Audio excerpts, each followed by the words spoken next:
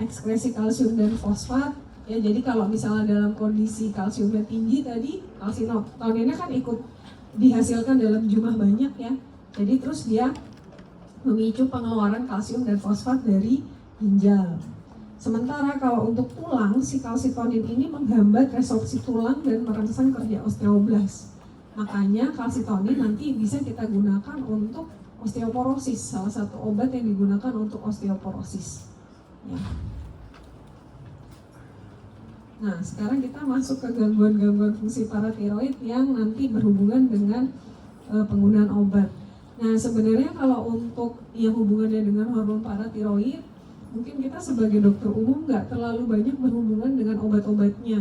Paling nanti mungkin dengan bisfosfonat ya, soalnya kalau pemberian hormon rasanya dokter umum nggak banyak, kita belum bisa meresepkan gitu ya.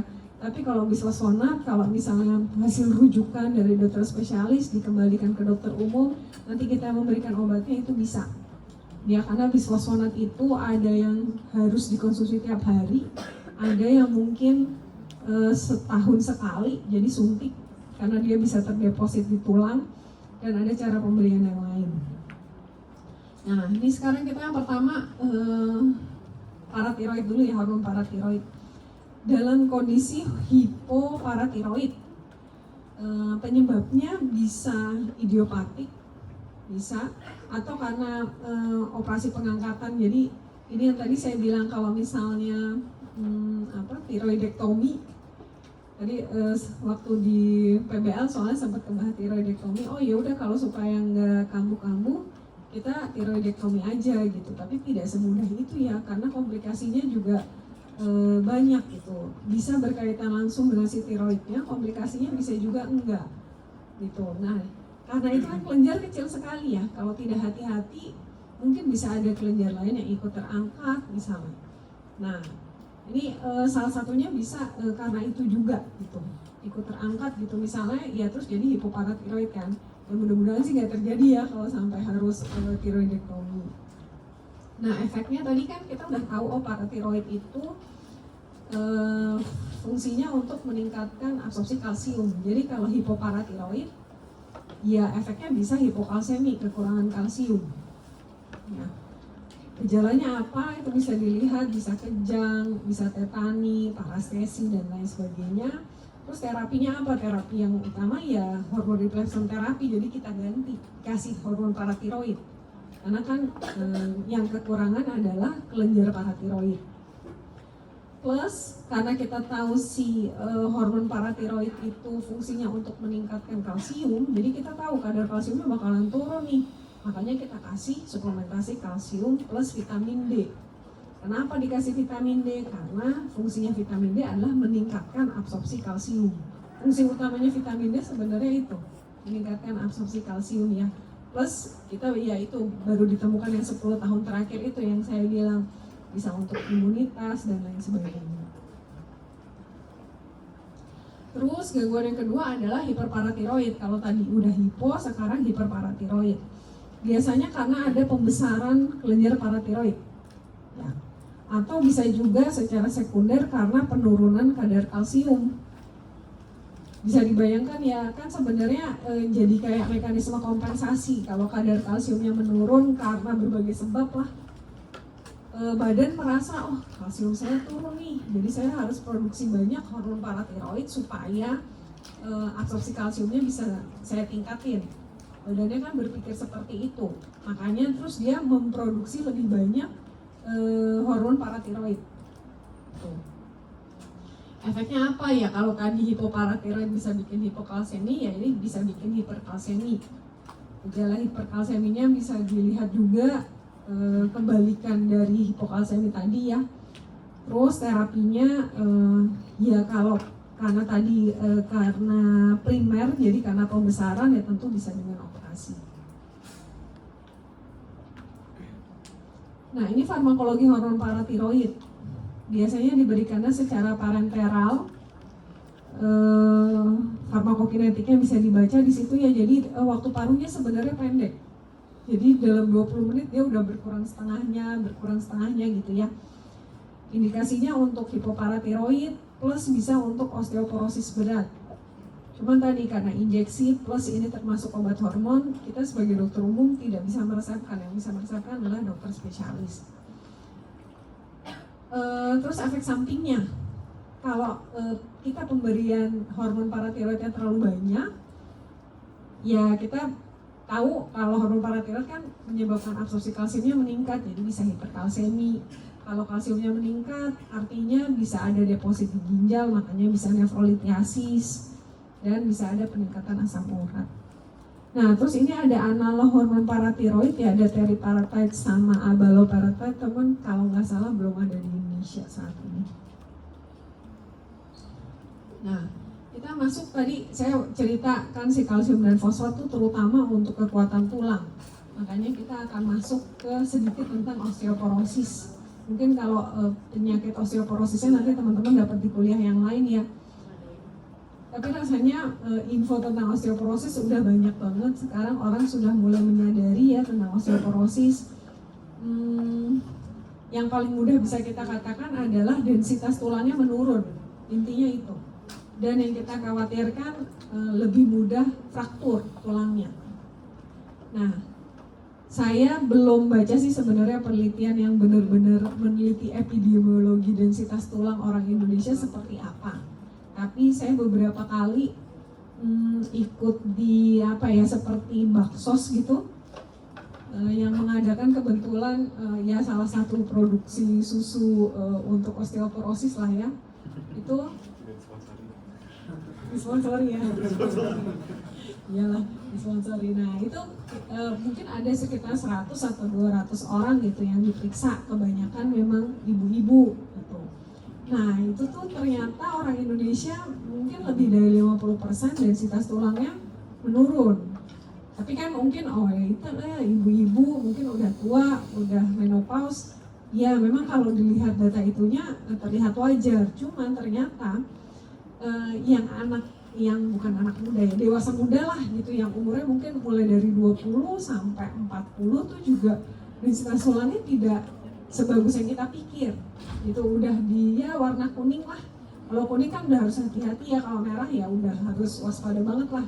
Emang udah rapuh gitu. Nah, kondisinya seperti itu. Ternyata plus itu ditambah dengan hasil penelitian epidemiologi untuk vitamin D. Ternyata kadar vitamin D kita kan juga nggak bagus-bagus amat. Banyak yang rendah kadarnya. Itu mungkin itu jadi ya mungkin berkorelasi ya dengan vitamin D-nya rendah, penyerapan kalsiumnya nggak gitu bagus, ya tulangnya juga mungkin kepadatannya juga nggak gitu bagus. Itu makanya saat ini sih memang lagi mulai di isunya dihembuskan ke masyarakat. Ini kita mulai edukasi masyarakat lah tentang densitas tulang ini gitu. Dan konon katanya densitas tulang itu ditentukan sejak masa remaja. Artinya penyerapan kalsium dari anak-anak, jadi minum susunya dari anak-anak sudah harus bagus. Sebenarnya kalau saya nggak perlu makan siang gratis karena ternyata di menu makan siang gratis nggak ada susu ya. Kalau per gram atau kayaknya per gram makanan itu yang paling bagus itu kadar kalsiumnya memang susu konon katanya, dibandingkan asupan lain ya, walaupun katanya ikan teri di Indonesia kan ikan teri banyak ya, itu katanya juga tinggi, cuman kan seberapa banyak ikan teri yang bisa kita makan itu. Jadi makanya konsumsi susu tuh emang harus ditingkatkan gitu di Indonesia. Tapi yang masalah lagi di Indonesia kalau nggak salah banyak juga ini intoleransi laktosa. Itu masalah lain lagi gitu kan. Makanya ya cukup banyak lah yang harus dibereskan ya. Itu intinya osteoporosis ya, tentang densitas tulang. Saya jadi cerita kemana-mana. Nah, tujuan terapinya intinya mengembalikan kekuatan tulang kan, mengembalikan densitas tulangnya supaya cepat baik. Gimana caranya? Sebenarnya obat itu hanya membantu. Konon dari obat-obat yang nanti akan kita bahas, yang bisfosfonat itu yang udah paling lama ditemukan dan saat ini di Indonesia juga banyak. Di antara beberapa bisfosfonat itu nggak semuanya sebenarnya meningkatkan densitas tulang, tapi dia mengurangi fraktur. Itu ternyata saya juga baru tahu. Saya pikir ketika dulu oh ini semuanya bisa meningkatkan densitas tulang. Ternyata kalau lihat satu-satu hasil penelitiannya nggak semua. Itu cuman semuanya bisa mengurangi resiko fraktur, bisa. Gitu. Nah, tujuan terapinya itu, terus terapinya dengan obatnya itu ya, jadi ada kalsitriol, kalsitonin, bisosonat, estrogen. Yang paling sering digunakan yang bisosonat karena ada bentuk peroral, ada bentuk injeksinya tuh bisa 1 kali setahun gitu ya, ada yang bentuk seperti itu. Terus plus harus pakai kalsium dan vitamin D, harus ditambah dengan kalsium dan vitamin D, nggak bisa obat aja plus olahraga. Olahraga pun harus yang strength training. Jadi mungkin kalau teman-teman pernah lihat iklannya salah satu susu itu juga ya, itu bilangnya kan 10.000 langkah sehari, pasti udah tahu ya, masih arahnya kemana ya susunya ya. Nah, itu sebenarnya tidak sepenuhnya benar. Maksudnya benar, harus olahraga. Jalan adalah salah satu olahraga yang paling mudah dilakukan tanpa biaya gitu ya. Plus sekalian berjemur kalau misalnya di luar. Tapi sebenarnya untuk senam osteoporosis itu harus dilakukan latihannya tuh strength training. Tentunya strength trainingnya yang intensitasnya ringan ya. Kalau udah osteoporosis tuh langsung angkat beban yang 5 kilo nggak bisa juga itu. Cuman itu strength training itu penting karena ngasih beban ke otot dan tulang ya. Jadi itu bisa menambah kepadatan tulang juga. Nah, yang pertama obat yang bisa digunakan yang paling sering adalah bisosonat. Efeknya anti resorpsi, jadi bisa menghambat resorpsi tulang dan bisa menstimulasi si osteoblast. Menghambat resorpsi tulang tuh artinya yang dari tulang itu kalsiumnya diambilin masuk ke darah. Nah itu dihambat oleh si bisosonat. Terus sayangnya bisosonat yang bentuk oral itu absorpsinya sangat sedikit, sangat terbatas. Itu makanya orang yang kita kasih bisosonat oral tidak boleh punya masalah saluran cerna. Nggak boleh misalnya udah riwayat ulkus peptikum gitu, nggak boleh. Jadi saluran cernanya harus baik kalau mau ngasihnya per oral. Karena udah absorpsinya jelek, dihambat pakai makanan. Jadi dia harus diminum sebelum makan, sebelum sarapan. Dan harus dalam 1 jam dia habis minum harus duduk tegak, nggak boleh tiduran. Jadi untuk orang-orang yang tidak bisa duduk tegak lagi, ini kan banyak kan orang tua ya, osteoporosis, ya nggak bisa minum yang bentuk per oral. Itu. Contoh obatnya ini masih banyak lagi sebenarnya, saat ini udah ditemukan yang baru-baru lagi. Terus indikasinya yang utama sebenarnya untuk osteoporosis ya. Nah untuk lama terapi tergantung dari hasilnya. Kalau misalnya hasilnya cukup baik, mungkin bisa cuma sebentar, 1-2 tahun. Tapi kalau misalnya butuh jangka panjang, masih bisa dipertimbangkan tergantung nanti dari hasil terapi, apakah ada efek samping yang berat atau enggak gitu. Terus kontraindikasinya tadi yang saya bilang, terutama saluran cerna harus baik kalau mau kasihnya per oral, tapi ada yang bentuk injeksi juga. Terus gangguan fungsi ginjal, karena obat ini diekskresi di ginjal. Nah ini efek sampingnya. Efek sampingnya ya tadilah saluran cerna itu tadi ya yang paling mesti diwaspadai. Plus untuk beberapa jenis itu tadi kan banyak tuh jenisnya ya. Nah cuma kayak misalnya alendronat itu justru bisa menyebabkan fraktur pada tulang femoral. Makanya sebelum ngasih kita harus tanya detail riwayat pasiennya gitu, pernah riwayat apa aja. Terus ada beberapa bisosonat yang bisa menyebabkan osteonekrosis. Ya udah osteoporosis kita kasih obat malah osteonekrosis, kan agak serem ya. Jadi memang harus hati-hati dan harus ada pemantauan berkala gitu ya. Nah tadi saya cerita kalau udah dikasih bisosonat nggak boleh cuma bisosonat doang, harus dikasih kalsium sama vitamin D. Jadi udah tahu ya vitamin D kan buat meningkatkan penyerapan kalsium.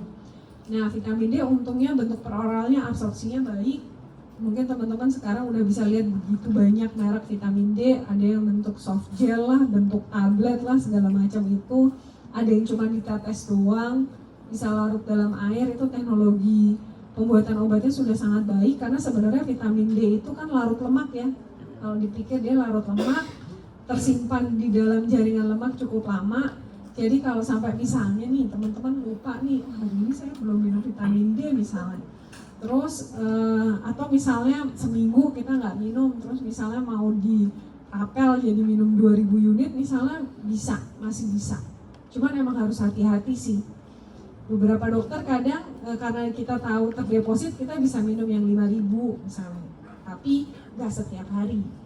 Nah cuman itu jangan diedukasi ke pasien ya, karena yang bisa dibeli bebas itu hanya yang 1000 unit, yang 5000 unit, yang 10.000 unit itu sebenarnya tidak boleh dibeli bebas. Cuman teman-teman bakalan banyak lihat di Topet lah, di Shopee lah, itu yang 5.000 unit, 10.000 unit, itu sebenarnya barangnya barang impor, jadi nggak ada label, tidak ada label dari BPOM, ya. Itu terus terang saya juga kadang-kadang beli, itu tapi kan karena kita dokter kita tahu ya, jangan minum setiap hari nih, kalau kita udah minum ini jangan minum setiap hari. Kalau mau lebih aman sebenarnya cek dulu kadar vitamin D-nya, karena kalau hipervitaminosis juga nggak baik, ya. Ini indikasinya. Bisa untuk suplementasi diet. Sebenarnya sih sekarang memang dianjurkannya teman-teman cek kadar vitamin D, kalau emang kurang segera minum suplementasi. Sebenarnya itu anjurannya ya. Cuman kan untuk cek vitamin D itu lebih mahal daripada beli vitamin D-nya. Ceknya 250 ribuan kali ya sekali cek, sementara di vitamin D-nya kalau yang merek IP itu yang paling murah cuma 10.000, udah dapat 75 tablet. Itu jadi ya agak dilematis sih untuk itu ya kita di Indonesia ini. Terus ini efek samping vitamin D, jadi bisa hiperkalsemia karena vitamin D kan meningkatkan kalsium. Terus kalau udah hiperkalsemia apa yang harus dilakukan? Yang pertama sih memang ya kita hentikan ya pemberian vitamin D-nya, kita hentikan dulu, kasih diuretik, kan kalsium kan termasuk elektrolit. Terus kalau sampai dibutuhkan banget, itu kalau tinggi banget bisa diberikan kalsitonin karena itu bisa membantu untuk mengekskresi kalsium. Gitu. Terus bisa hipervitaminosis D juga, nah ini juga ya langsung di stop aja, terus harus diet rendah kalsium. Karena kan tadi kalau vitamin D tinggi, absorpsi kalsiumnya juga jadi meningkat. Terus ini yang terapi yang terakhir yang bisa dilakukan pada osteoporosis adalah kalsitonin. Nah ini juga di Indonesia tidak begitu banyak digunakan ya sebenarnya. Jadi ini fungsinya sama tadi seperti bisfosfonat untuk inhibisi resorpsi tulang. Indikasinya bisa untuk beberapa penyakit, tapi yang utama untuk osteoporosis. Nah ada yang bentuk intranasal, ini juga setahu saya di Indonesia nggak masuk yang bentuk intranasal, ya. Terus kalau untuk ibu hamil, ibu menyusui ya, ibu hamil dan ibu hamil. Ibu hamil di sini sih dibilang tidak melewati plasenta, tapi bisa keluar di ASI, jadi tetap harus hati-hati menggunakan ini pada ibu hamil dan ibu menyusui. Dari saya untuk yang materi yang hormon paratiroid sudah selesai. Ada pertanyaan dulu nggak dari teman-teman sebelum lanjut ke yang tiroid?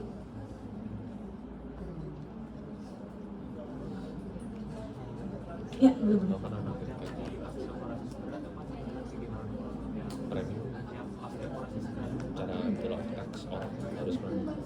Oh, sebenarnya sih biasanya selalu dicoba pakai bisfosfonat dulu. Baru kalau itu nggak berhasil, baru kita beralih ke yang bentuk hormon. Itu karena kan kalau bisfosfonat kan sebenarnya dia bukan hormon, gitu. Karena kalau kita masuk ke hormon, biasanya efek sampingnya jadi lebih berat daripada yang obat-obatan yang bentuk lain. Gitu.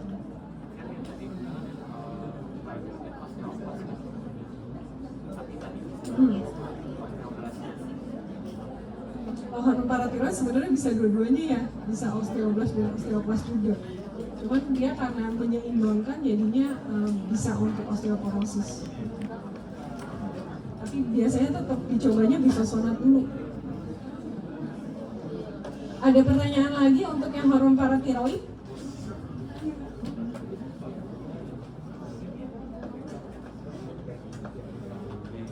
Kalau untuk si hormon paratiroid ini, kita kalau sebagai dokter umum paling banyak dikaitkan dengan osteoporosis ya. Terus osteoporosis sebenarnya titik beratnya juga bukan hormonnya tapi lebih ke penggunaan bisfosfonat. Tapi kan untuk memahami ini kenapa sih kok dia bisa meningkatkan kalsium dan sebagainya, makanya kita ajarin dari si hormon paratiroidnya dulu, baru masuk ke osteoporosisnya. Terus kita juga sebenarnya tidak meresepkan bisfosfonat. Jadi sebenarnya si dokter spesialis ya paling nanti dirujuk balik ke kita, gitu. Jadi kita harus tahu efek samping gitu, paling respon terapi yang seperti itu, paling edukasi ke pasiennya cara minum obatnya gimana, atau kalau nanti harus menyuntikkan berarti harus gimana, mungkin itu nanti kalau yang teknis bakalan dipelajari di klinik ya. Oke, kalau tidak ada pertanyaan kita beralih ke yang hormon tiroid. Ini kalian merasa panas nggak sih atau saya doang ya? Ini kenapa? Masa saya lihat banyak.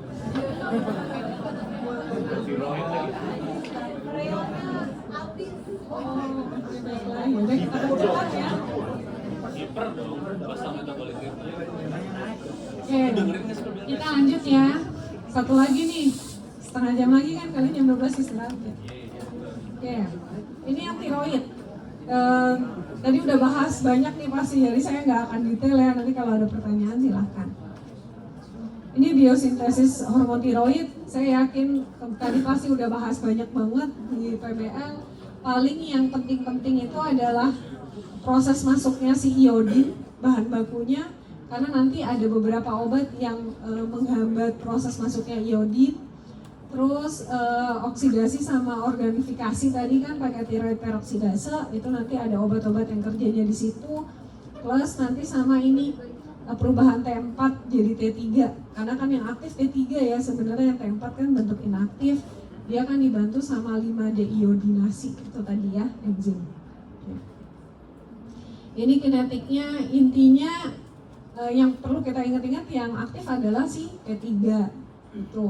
Jadi dia, tapi T3 itu nggak bisa lama-lama ada di dalam badan, waktu paruhnya lebih pendek, apalagi volume distribusinya tapi lebih gede ya, jadi dia lebih cepat ke jaringan, absorpsinya sebenarnya lebih bagus gitu. Cuman ya itu tadi, karena dia lebih aktif jadi tidak tersedia dalam jumlah banyak di dalam badan, karena kalau tersedia dalam jumlah banyak bisa menimbulkan efek samping.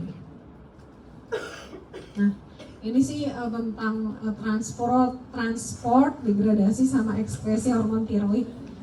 Terikatnya sama globulin ya, tyrosine binding globulin, tapi dia dalam bentuk tidak aktif ketika terikat.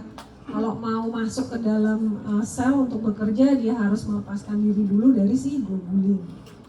Terus degradasinya juga pakai si 5-deiodinasi. Jadi enzim yang membuat dia jadi aktif jadi T3 itu sama dengan yang membuat dia jadi tidak aktif, tapi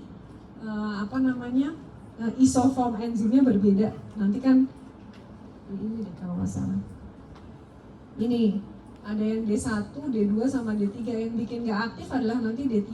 Kalau D1 sama D2 membuat yang T4 jadi T3, jadi yang aktif. Ini faktor-faktor yang mempengaruhi ikatan tiroid dengan globulin yang mengikat tadi.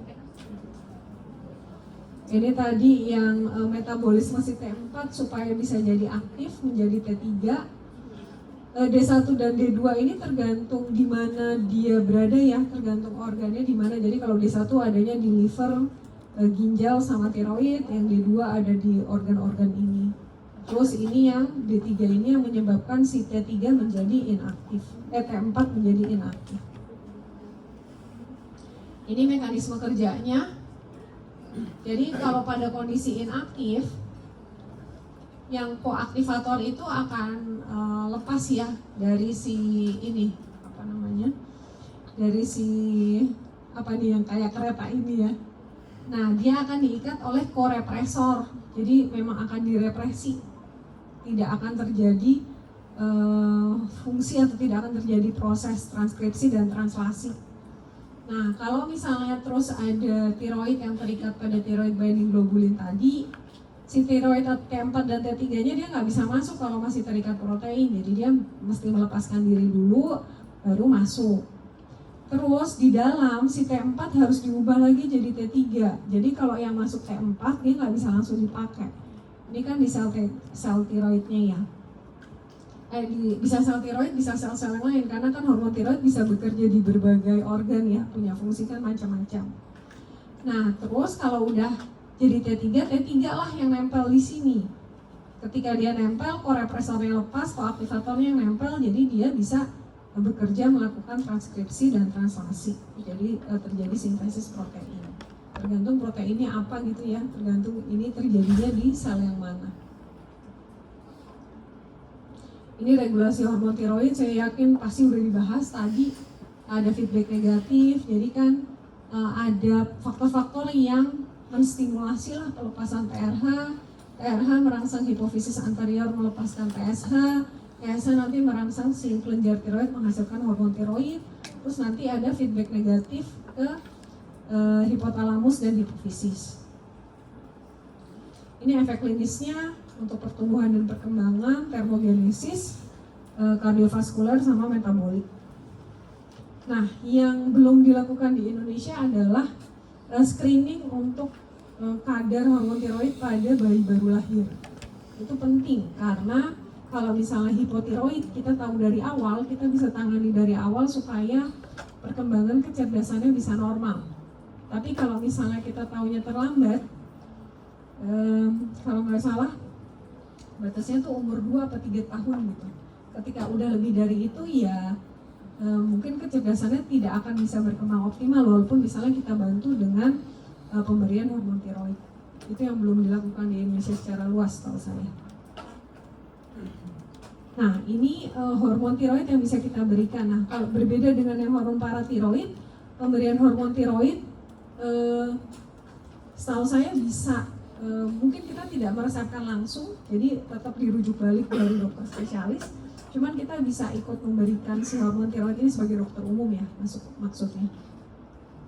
Jadi bisa indikasinya yang utama itu adalah hormon replacement therapy kalau memang sudah didiagnosis hipotiroid, sama biasanya untuk mensupresi TSH pada pasien-pasien kanker tiroid, atau kalau misalnya goiter non toksik itu, jadi ada pembesaran kelenjar tiroid tapi tidak ada peningkatan kadar FT4 T3 gitu, TSH-nya juga masih normal, kadang-kadang bisa diberikan levotiroxin.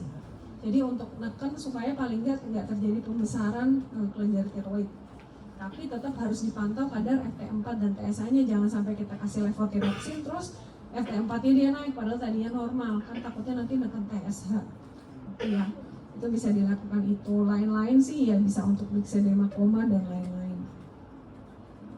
Terus adverse effect-nya ya seperti kita tahu hormon tiroid kerjanya di mana ya, efek sampingnya bisa seperti itu. Ini farmakologinya levotiroxin.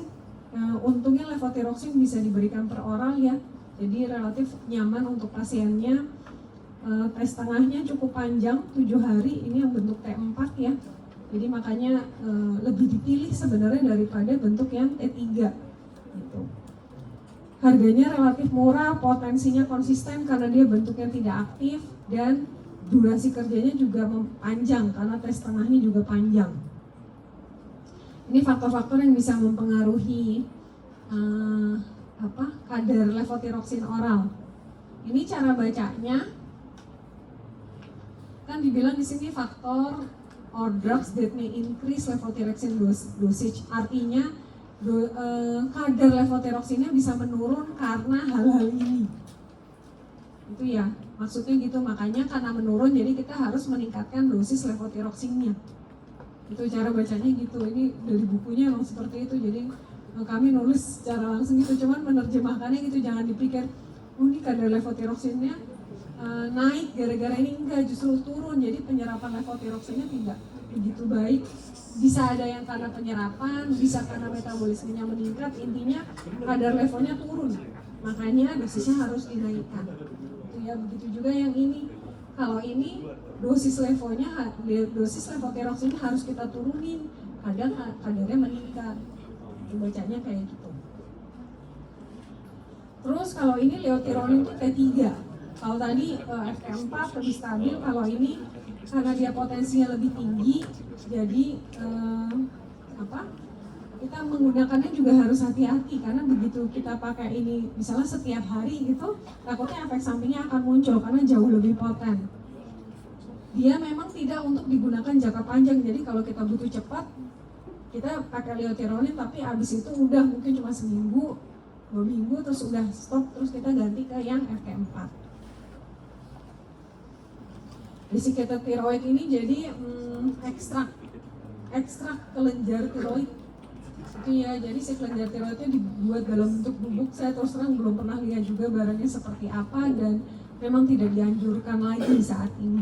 Mungkin dulu ya ketika pembuatan levotiroksin sintetik itu masih susah gitu, jadi pakai ini.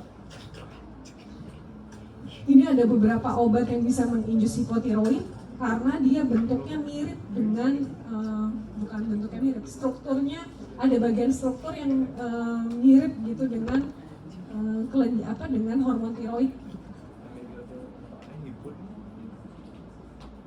Nah, kalau ini yang tadi nih pasti udah dibahas ya tadi di kelompok saya PBL, kebetulan saya juga fasilitator. Sudah disebutkan nih ada 4 ini. Saya bilang iya benar, emang ada 4 ini yang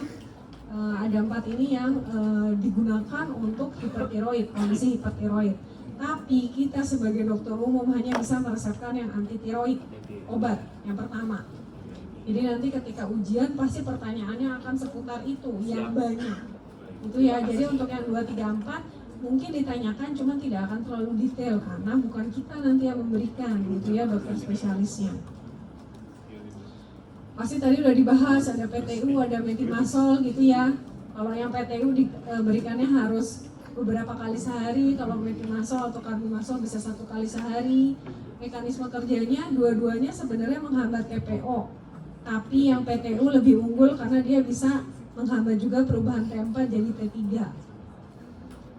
Hasil kerjanya itu bisa kita lihat agak lambat, jadi onsetnya emang lambat. Jadi mungkin baru sebulan kita bisa lihat perubahan, atau bisa kita cek lagi untuk kadar hormon tiroidnya. Jadi 1-2 minggu mungkin belum akan berubah. Terus ini perbedaan farmakokinetiknya bisa dilihat di sini ya. Rasanya nggak ada sesuatu yang spesifik banget. Intinya sih itu yang paling kelihatan dosing frekuensi. Jadi yang satu harus diberikan beberapa kali sehari, PTU kalau metimasol cukup sekali sehari. Ini indikasinya ya terutama untuk kondisi hipertiroid. Nah, ini adverse effect-nya. Yang paling dikhawatirkan sebenarnya adalah agranulositosis. Ya, itu kejadiannya lebih tinggi pada PTU. Makanya kenapa PTU itu yang pertama kali ditemukan ya, metimasol setelahnya. Walaupun setinggi-tingginya kejadian agranulositosis kurang dari 5% sebenarnya. Tapi kalau metimasol bisa antara mungkin kurang dari 1% kejadiannya. Tuh. Tahu agranulositosis nggak? Masih ingat nggak agranulositosis? Nggak ada granulosit, apa bukan nggak ada, menurun ya jumlah granulositnya. Granulosit apaan? Ya teman-temannya leukosit itulah ya. Ya, jadi dikhawatirkan kalau agranulositosis bisa mengalami infeksi, ya. Resiko infeksinya jadi tinggi. Itu terus yang penting juga paling ini kalau PTU bisa severe hepatitis, sama kalau si metimasol kolestetik jaundice. Nah ini tadi sempat ngebahas juga nih di PBL tentang tirotoksikosis. Kalau pada kehamilan gimana gitu, boleh nggak dikasih anti tiroid? Boleh, cuman yang perlu diingat-ingat ini yang ini. Jadi kalau trimester pertama pakainya PTU, kalau trimester kedua dan ketiga pakainya metimasol. Karena kalau di trimester pertama si metimasol bisa menyebabkan teratogenik. Sementara kalau di trimester kedua dan ketiga kalau PTU itu bisa liver failure. Jadi makanya kita atur gitu ya. Karena ini kan hipertiroid itu banyak kejadian juga di ibu-ibu muda gitu ya, di wanita usia produktif lah. Itu jadi kemungkinan punya anaknya masih besar. Itu makanya harus diatur penggunaan antitiroidnya harus diatur. Ini adjuvan terapi tadi pasti udah dibahas juga, bisa pakai propranolol. Ini tadi yang nggak kebahas ini emang nggak terlalu populer juga, diltiazem tuh obat anti aritmia. Lebih banyak yang dipakai si propranolol ini karena dia beta blocker non selektif ya. Nah ini ionic inhibitor ini udah nggak dipakai sih saat ini, mungkin karena efek sampingnya berat ya, fatal aplastik anemia ini soalnya berat memang, jadi nggak dianjurkan untuk dipakai. Tapi ini kerjanya jadi dia menghambat transport iodidanya gitu. Terus kalau ini high concentration iodine, tadi juga itu untuk menghambat transportasi iodida juga, karena kan kalau iodinnya tinggi, si badan merasa oh udah cukup nih, jadi saya nggak perlu masukin iodida untuk menghasilkan hormon tiroid. Gitu. Ini juga masih dipakai tapi sudah sangat jarang ya, di kondisi-kondisi tertentu aja. Terus yang terakhir radioaktif iodine. Nah kalau ini beberapa waktu lalu kalau nggak salah baru masuk ke Indonesia, mungkin 2-3 tahun atau 5 tahun terakhir gitu baru masuk ke Indonesia. Dia banyak dipakai kalau saat ini untuk ablasi, terapi ablasi pasca tiroidektomi pada kanker tiroid. Gitu. Jadi memang yang menggunakan dokter radioterapi ya. Nah, apa sih namanya? Saya tiba-tiba lupa. Onkologi radiasi. Jadi yang menggunakan itu memang bahkan bukan hemato-onkologi penyakit dalam misalnya, bukan, karena memang dia bentuknya radioaktif. Jadi hanya benar-benar orang-orang tertentu yang pakai, dan dokter onkologi radiasi masih sedikit juga gitu ya di Indonesia. Nah ini indikasinya untuk radioaktif iodine sebenarnya ada beberapa, cuman saat ini memang yang paling banyak digunakan untuk ablasi pasca tiroidektomi pada kanker tiroid. Itu jadi kalau untuk hipertiroid karena misalnya Graves disease gitu, lini pertamanya bukan ini tentunya, masih dicoba dulu dengan obat.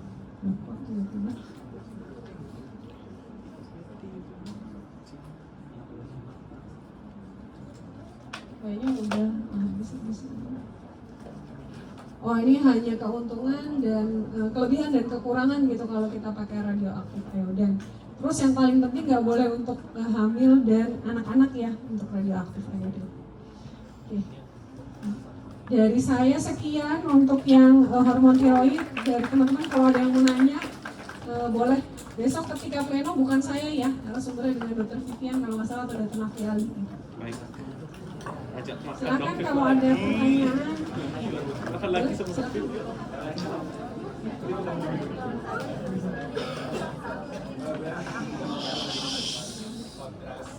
Kontras iodine itu apakah efeknya sama kayak iodida?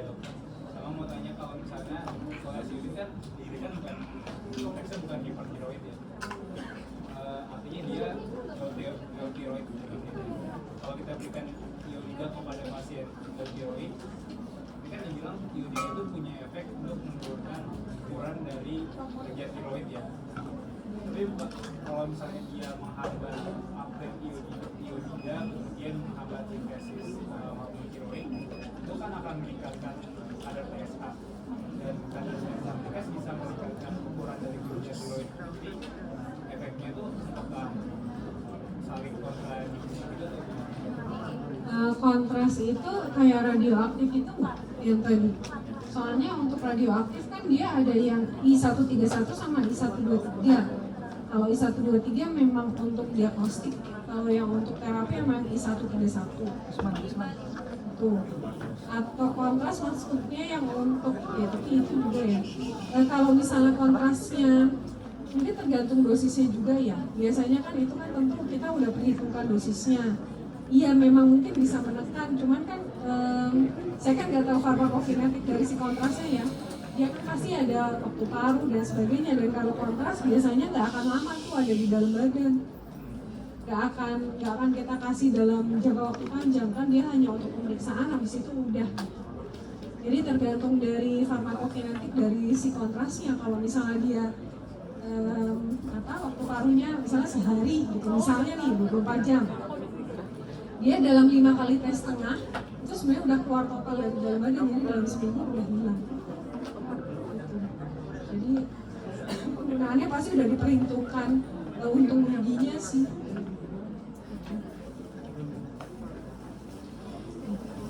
Masih ada pertanyaan lagi sebelum kita tutup atau udah kepanasan? Oke, yaudah. Besok kan masih ada kesempatan nanya ke narasumber ya, kalau masih ada yang kurang-kurang. Terima kasih banyak untuk partisipasinya dalam kuliah hari ini. Saya tutup kuliahnya. Wassalamualaikum warahmatullahi wabarakatuh.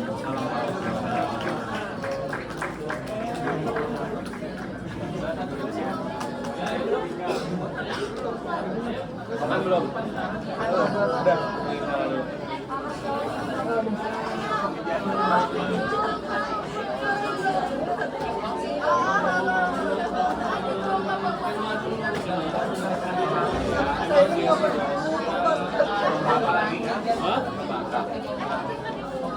Ada di Portugal. Kalau kita iseng sampingnya. Portugal.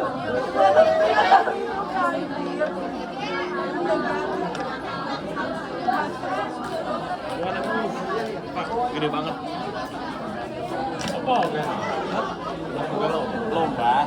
Ada lomba. Asal sakit jadi. Orangnya mau cabut. Bahas toh. Masih belum ini beras plastik. Ini sini.